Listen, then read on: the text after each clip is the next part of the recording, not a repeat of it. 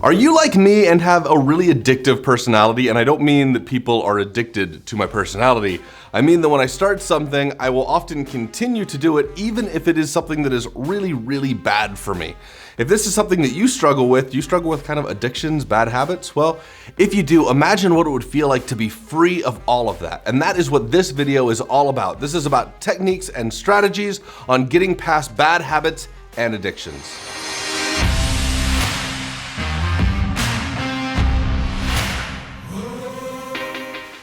Hi, my name's Tyus. I make videos about personal freedom, personal liberty, and my channel's relatively new. And because of that, there's a really, really good opportunity for you. In that, if you subscribe to my channel and you leave comments, you're gonna be commenting on things that I'm definitely going to read. Everything you say, I'm going to pay attention to.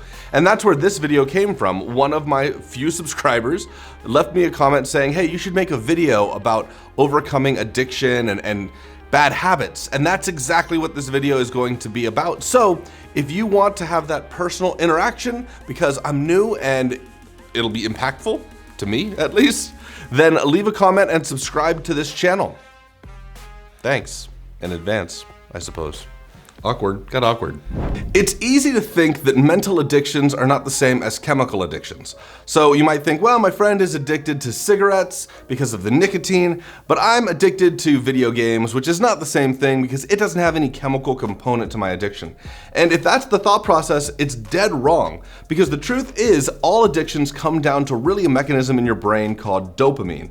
It is your brain releasing chemicals that you can easily become addicted to. So every time you pick up that game or log onto that social network, your brain is getting a little bit of chemical reinforcement, and it's the chemical that you're actually addicted to. That's what's driving that behavior. So in all cases, whether it is an addiction to caffeine that has a physical addiction through that chemical reaction, or whether it is something that you think is just a psychological addiction, it's really a chemical addiction. All of them are chemical addictions. You're in the same boat as everybody else if you're addicted to video games or anything that you're just viewing, TV, any of that stuff. Those are all chemical addictions too. Now maybe you're thinking this video probably doesn't apply to me because I don't have any of these addictions, but addictions are really, really common. Think of it just as bad habits. For example, a lot of people, I'd say the majority of people, are addicted to social media. What about sugar? It's something that I struggle with. I'm super addicted to sugar, and I'm gonna be going on a journey of getting off of that because I'm tired of having that habit. A lot of people are addicted to caffeine. They don't even think about it as an addiction, but they get up every morning and can't start their day without a cup of coffee. They might have an addiction. Some people are addicted to porn and don't even want to talk about it because it's embarrassing to them, but it's a really, really common addiction. So is watching too much television or gaming. If you've got a specific game on your phone that you can't live without, that every single day you're spending 20 minutes to 3, 4, 5 hours on, you might have a problem with that. What about shopping, or very commonly smoking, whether that's cigarettes or pot or vaping? These can negatively impact your life. So can fast food, and of course standard things like alcohol. Or in Nevada here where I live, we've got gambling everywhere, so there's a lot of people that are addicted to gambling. These are all examples of bad habits or addictions that we're going to talk about how to break. Maybe I should take a second and explain a specific definition of what an addiction is. An addiction is a habitual behavior that has negative impacts on your life. Not all habits are bad. In fact, most habits are really great. I've done a lot of videos about habits and how to create positive habits in your life, because habits essentially determine the behavior you take and what you do with your life. And if you are what you do, then habits are impactful and in fact essential in creating your identity. Unfortunately, if you have a bad habit and it starts defining you in a negative way, it becomes a bad thing. So let's figure out how to break those bad habits. One thing that can be really, really helpful in achieving your goals of breaking a habit or getting over an addiction is to make it something that is really measurable. And this can sometimes be difficult to do. So imagine you are piloting a plane across the country, but you're doing it with a blindfold on, so you can't see where you're going. It will be very, very hard to reach your destination because you can't measure if you're going in the path that you want to go in. Believe it or not, most planes are actually off course most of the time, but pilots continually nudge them back into the right direction, and so they end up getting to their destination. If you know what you're measuring, you can continually nudge your results until you get to the right place. So that might be something like measuring your weight or the amount of time you're spending on something, maybe the quantity you're consuming, and that could be in calories or anything else. What about the frequency? Maybe that's a way of measuring it, but you have to find a way of quantifying what you're doing so that you know if you're moving in the right direction or in the wrong direction. Now, once you figure out how you're going to measure your results, the next thing you want to set up is an expectation of what success looks like. For some people, that's going to mean they're never going to do this behavior ever again. That's great. That's how I like to work. I like to be an all or nothing kind of person. But for some people, all or nothing doesn't work. For some people, let's say they're trying to get off of fast food. It might not be practical for them to say, I will never eat fast food ever again. It's out of my life forever. For them, maybe it means that 6 days out of the week, they'll never eat fast food, and the 7th day, they might. But whatever that line in the sand is, it has to be something that's personal for you and something that you know you're not going to violate ever again. I have some friends that if they go over their weight on a scale, suddenly everything in their life changes because they've just crossed the line and now they've got to work really, really hard to get back in line with their expectation of their life. So this step is all about figuring out what the expectation for success is to you. If you don't know what success looks like in your journey, you'll never reach it. It's very common and very hard for people to address and deal with the fact that they might not be where they want to be in their life.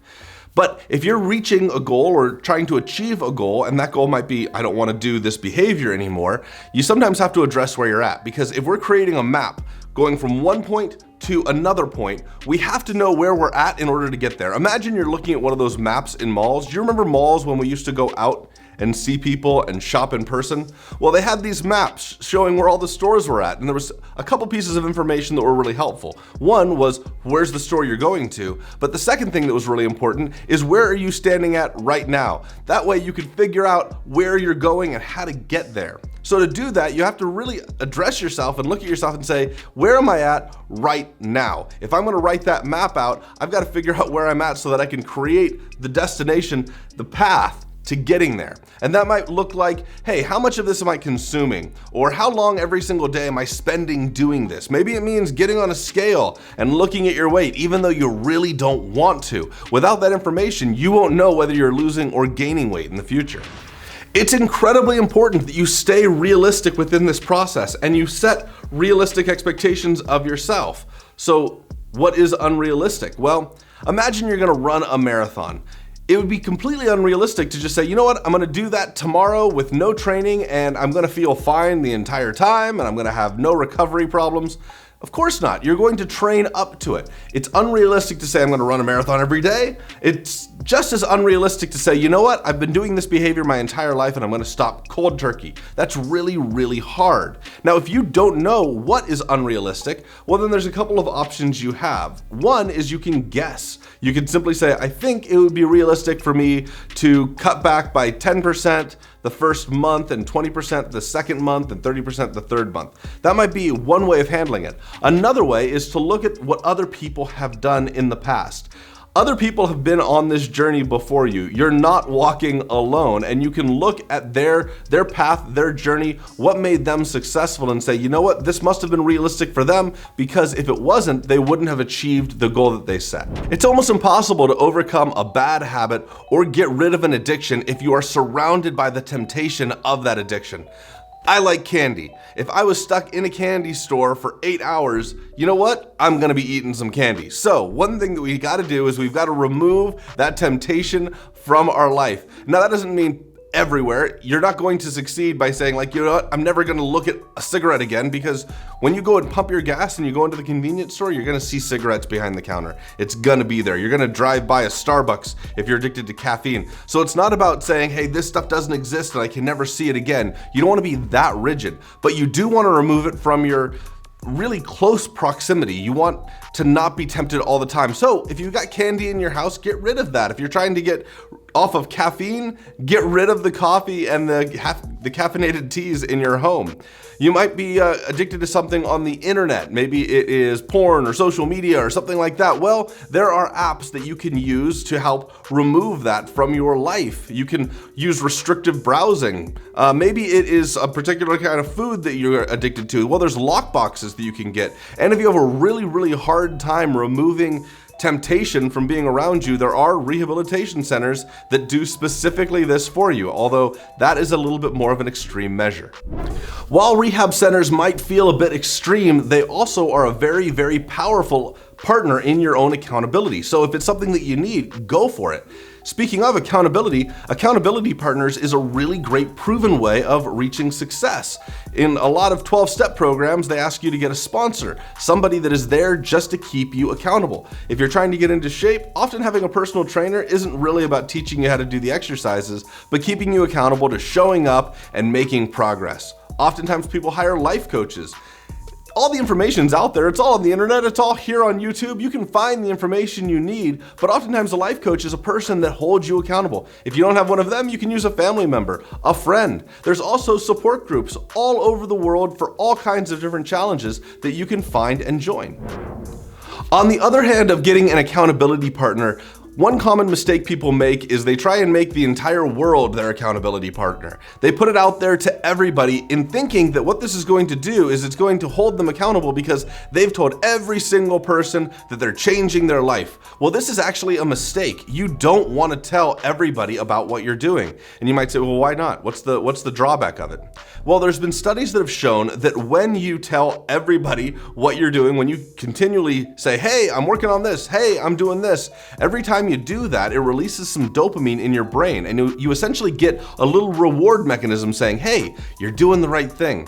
And what you're training your brain to do is you're training your brain to tell people that you're doing the right thing, but you're not training your brain to reward itself for actually doing the right thing. It actually hinders your progress to tell everybody that you're moving in the right direction in your life. You actually want to keep it a secret. You don't want to tell people about it. Here's a better strategy. Why don't you make tremendous change in your life and then let people notice the change that's happening? It'll feel much more rewarding to have people come up to you and say, hey, did you lose weight? Than it will be to say, hey, I'm going to stop eating sugar.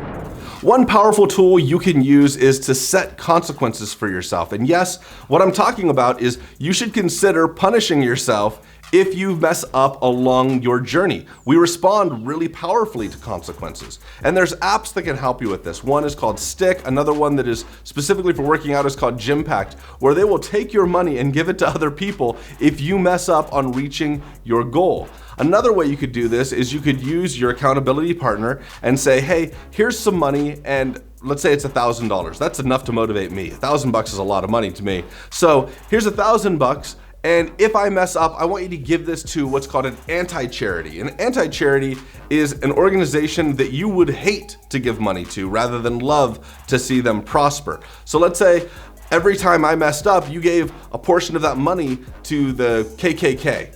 And I had that information, it was donated under my name. So now there's a public ledger showing that money was donated by me to a terrible organization.